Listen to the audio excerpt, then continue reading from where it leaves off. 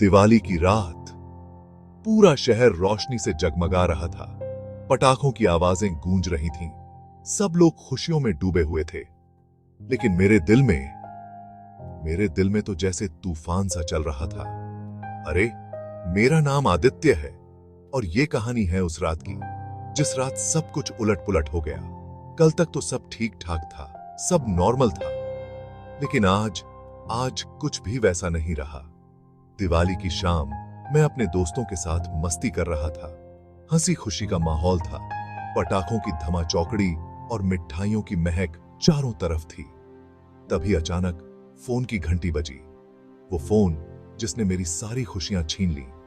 Phone पर आवाज आई, आदित्य, तुम्हें फौरन घर आना होगा, कुछ बहुत बुरा हुआ है। मेरे दिल की धड़कनें बढ़ गईं। मैं दौड़कर घर पहुंचा और वहां जो नजारा देखा उसने मेरी जिंदगी ही बदल दी। मेरे पापा वो फर्श पर बेहोश पड़े थे और मम्मी रो रही थी। मैंने उन्हें उठाने की कोशिश की लेकिन वो उठे ही नहीं। उस पल मुझे समझ आया कि मैंने अपनी जिंदगी की सबसे बड़ी भूल कर दी है। कुछ दिन पहले मैं अपने दोस्तों के साथ एक सुनसान जगह पर गया था। हम खूब मस्ती कर रहे थे और नादानी में कुछ ऐसा कर बैठे जो बिल्कुल नहीं करना चाहिए था। हम एक पुरानी इमारत में घुस गए और वहां की चीजें तोड़ फोड़ दी। आज मुझे पता चला कि वो इमारत कोई मामूली इमारत नहीं, एक प्राचीन मंदिर थी और हमारे इस काम से देवी देवता नाराज हो गए। मुझे अपनी गलती का पछतावा हुआ, लेकिन अब बहुत देर हो चुकी थी। दिवाली की उस रात जितना हो हल्ला बाहर था, उतना ही शोर मेरे दिल में भी मचा हुआ था। मैंने अपनी ही नजरों में खुद को मुजरिम बना लिया था।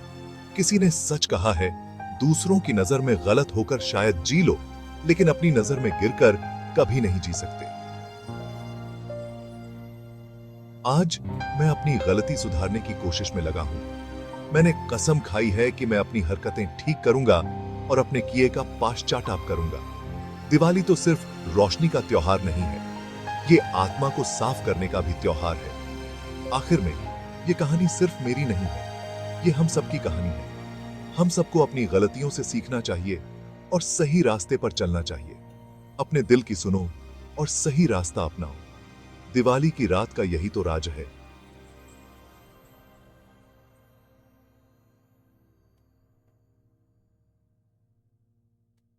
आत्मा को शुद्ध करना और अच्छे कामों की रोशनी फैलाना। शुक्रिया।